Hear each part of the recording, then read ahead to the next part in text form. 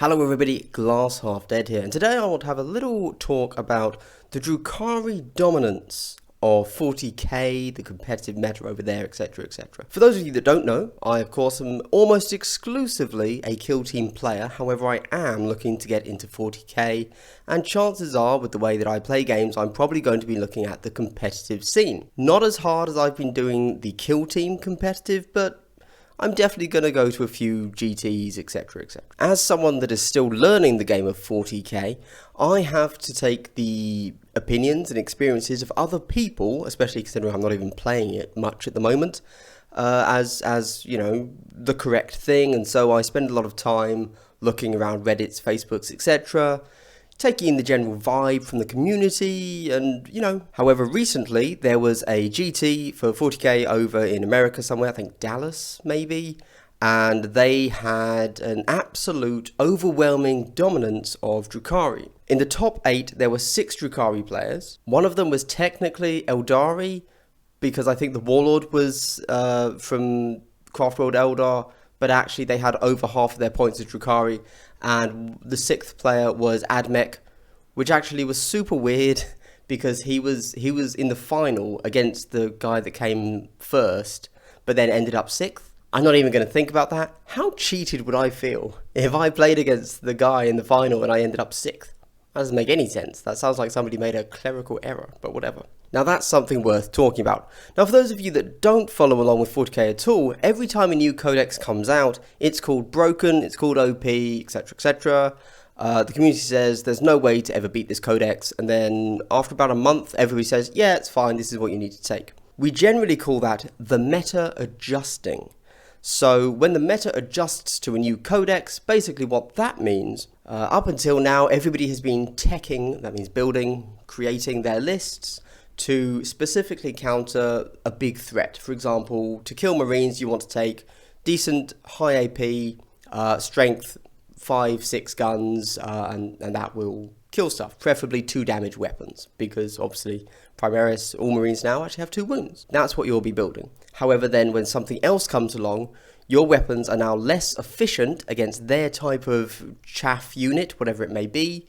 For example, if you want to shoot into lots of orcs, you don't need 2 damage weapons, you don't need high AP, you just need strength 5, ideally, weapons. So you're losing efficiency on your weapon spending, so you have to change what you're taking to counter the new threat. That's called the meta adjusting. Cool. So, Drukhari came out, everybody said, oh, this is a tough codex. A lot of people said, yes, it's tough, but wait for the meta to adjust. Then we went to this GT where 7 of the top 8 players were Drukhari players. And the guy that came first there, who is generally considered one of the best players in the world, who has a YouTube channel called Art of War 40k, check them out. They do a lot of battle reports, and they are like some of the best players in the world. He said that he couldn't figure out a way to beat Drukhari, so he took Drukhari. And I think then a lot of people went a bit crazy, because that's kind of, you know, the point is proven. This isn't just people online whining and saying, oh, I can't beat this new army without buying new models. 40k is pay to win. Ugh, what do I do? And it's kind of, you can't beat Drukhari. And so how does the meta adjust? Well, the meta adjusts in this instance by just everyone playing Drukhari. Is that a healthy meta? But I will quickly say that if you are a subscriber to my channel, I would like to give you a big double hello. Isn't that a nice wholesome sound? If you would like yourself a double pleasantry in the next video, like, subscribe, leave a comment, as that is a subscriber only benefit to this channel, a double pleasantry. Thank you very much. Don't worry, I am going to bring this around to Kill Team at some point. But first, I'd like to talk about my fears as someone that wants to play 40k 9th edition in a vaguely competitive way. I'm not saying this does it to everybody that wants to get into 40k. I'm not saying that this is actually a big issue outside of the vocal competitive minority online. However, as someone that wants to get into Kill Team, I feel that I have a legitimate reason to say these things, because these are my genuine thoughts. I am pretty scared of spending so much money on an army that is then literally useless and can't win anything. Don't get me wrong, I do not expect that I would ever be able to go top 8 in a GT for years. Like, Genuinely, I don't think I'd be looking at that level of play until until 10th edition in reality. And that's fine, not a problem. I'm not saying I want to pick up an army and start destroying noobs today. But it does kind of seem that with the Codex Creep, etc., etc., if I'm not playing an on-meta army, I'm going to seriously struggle. And that legitimately scares me. Like, don't get me wrong, I don't really play competitive because I want to, podium at a tournament. I play it because I enjoy playing it. It's a nice shared language you can have with other people of a like-minded persuasion that you can then chat to about the game, and that is your social proof, so you don't have to actually have a personality outside of Warhammer, right? Because I'm awkward, and instead of having to make eye contact, I can point to a model and say, that model performed well, like me please. But yeah, just genuinely the idea of spending so much money and, let's be honest, time. I mean, I just said I'm not expecting to really do well in a tournament for, 3-4 years? 2 at the best? That's a pretty long time. That's a huge time investment, commitment, and just, goddamn, I haven't been that committed to a relationship in real life, okay? Why am I doing it for toy soldiers? What is wrong with me? So let's talk about Kill Team, and let's talk about the beauty that is the closed environment game. Playtesters for 40k 9th edition have said that the game is well balanced. Let's just assume they're right, okay? They played the full game with all of the rules released. So how 40k will be played in a year and a half, 2 years, okay? They have played the full, finished, final, complete version that the designers originally intended. And let's assume that is good, okay? Let's assume this is the first edition where it's legitimately going to be a well-balanced game. I don't mean every faction has total parity and ability to take top tables. I'm talking about rock, paper, scissors. Some armies beat other armies. If you get a bad matchup, you're screwed. I'm still pretty okay with that as a concept. I don't think every faction has to be able to go top tables against any other faction. I think it's okay to have bad matchups, but still be internally viable within your codex. There you go. The problem is 40k isn't actually going to have that game state and meta ever. Or it will. It will have that for about 2 months. Once the full game is, released, it will have that for about 2 months before, whilst Games Workshop swaps to releasing Age of Sigmar for 2 months to let the 40k fatigue cool down a little bit. But then it will start releasing the expansions where we go through the same cycle, where every faction gets additional rules that buff it and make the earlier release codexes stronger so that they can compete again, and the meta cycle begins anew. Yay, fun. I don't currently collect and play big 40k properly, but I still feel drained by the release schedule of 40k. That doesn't make any sense. I don't play the game, how can I not like how fast it releases? Anyway, let's ignore that. Very genuinely, part of what I like about Kill Team is that it is a closed environment game. This is something I've mentioned before. It's possible that there is a better term for that. But when I say closed environment, what I mean is that once it's released, it's released. There are no more changes to the meta. This is a good thing. For example, when the core book for Kill Team released, that was a complete game. Every faction had rules. Yes, obviously they did add new factions later, demons, crews, but the core of the game was there. When they then added Elite, every single faction got new rules. Every single faction got an update at the same time. Nobody was left behind. In this closed environment game, we have a stable meta for, let's say, 6 months at a time. That's really good. I really like that.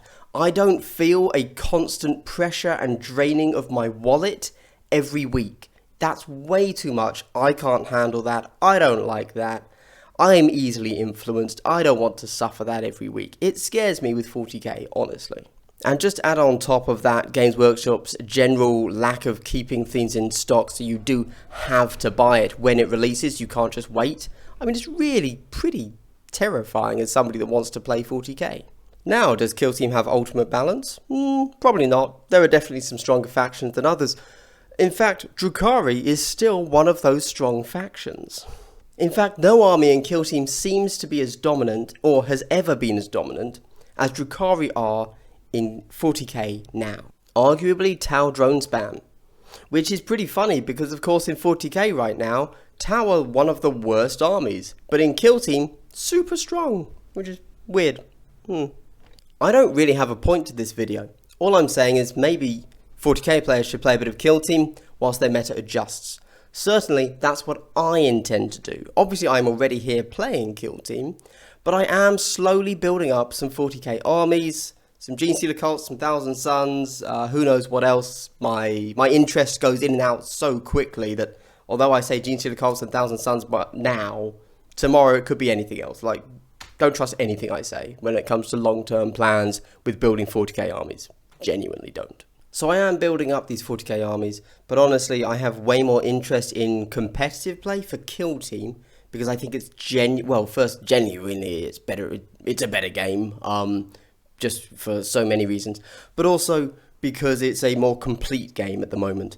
Now, what Kill Team 2 will do to that, I don't know. I really hope they stick with the limited release cycle as opposed to the more 40k predatory, horrifying, terrifying release cycle, but who knows? They're gonna GW. What can you do? And so, whilst competitively I'm going to be playing Kill Team, on a more fun, willing to ask my opponent to not take OP stuff, I'm going to be playing 40k generally from now on. Well, once COVID opens up again, obviously. And then I guess once the armies I'm collecting have a codex release and become meta for a month, then I will go to a tournament, and until then, probably not.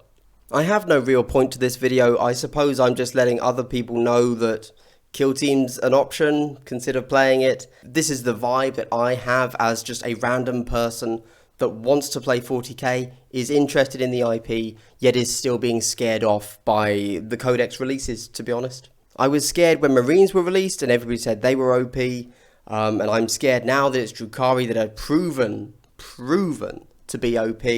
I'm just scared. I'm just a scared person, okay? Anyway, this has been Glass Half Dead, and now I'm going to briefly talk about my hobby at the end of this video. You see these lovely black, red and gold Harlequins in front of me? They are a 100-point Kill Team. Isn't that delightful? I had originally put these models together to be a 125-point Kill Team, but now that COVID's opening up, somebody has arranged for there to be a tournament at Bad Moon Cafe in London. I think it's July the 3rd, I'm not entirely sure. And that's going to be run at 100 points. The tournament organisers' reasoning there is because we're only going to be having an hour and 15 rounds, and 125 points generally takes an hour and 15, and then you need an extra 10 to move to the other table. So, you know, I guess 100 points in hour 15 rounds makes sense. So, fine. Anyway, I've had to change my Harlequin list and my Gene Stealer cults list that I'm just painting up at the moment to be 100 points instead of 125, which I suppose is fine. It means I have to paint less models. My demons are still spray painted, but not painted in any way. So I need to get on that as well. And don't forget that on Thursday, 6 PM, I am going to be doing a live stream of Games Workshop's live stream, where they're going to be talking about the boxed games in Warhammer Fest. Do I actually think we're going to get Kill Team 2? I don't know. Like, I genuinely don't know. To be honest, it feels like the timing is too early. I don't think they'd announce it. We might just get a teaser, maybe. I think they're mainly going to be talking about Blood Bowl, Necromunda, Aeronautica Imperialis, Adeptus Titanicus. Maybe big reveal of a new box game, although that might come on the final day. Who knows? I feel like it's still too early for a Kill Team 2, but we might get it. Who knows? And the thing is, if we do get it, I don't think they're going to say anything interesting, right? I mean, they're just going to say, oh, Kill Team's getting a new edition, all of your favourite armies, release again. Because they don't actually go into the rules on these things, do they? So, however, their announcement on Thursday will actually define what I do with my channel for a little bit. Because what I want to do is a few battle reports, because I still have time before I technically have to go back to work full time, so I can do a battle report or two. I've got my Harlequins, I've got my Gene Stealer cults, I'll soon have my demons. I'd love to do a few battle reports. However, if they announce a Kill Team 2, I'm not going to do a battle report, because what's the point? I will then save all of my Kill Team content for Kill Team 2 to release. Because battle reports take so much time and energy and effort that to have it invalidated in just like a month, no chance. Anyway, if you're still here watching all the way to the end, thank you very much. For such a small channel like mine, it genuinely helps. All of the engagement you can help me with is really awesome. Likes, comments, subscribes, full watches, really helpful. Thank you. And of course, if you made it this far, that means you get the coveted triple hello. So wholesome, so pleasant. What a pleasantry. And I hope you can join me for my stream on Thursday. Thanks very much for watching, everybody. This has been Glass Half Dead. Hope you've had a good day and continue to have a good day. Goodbye.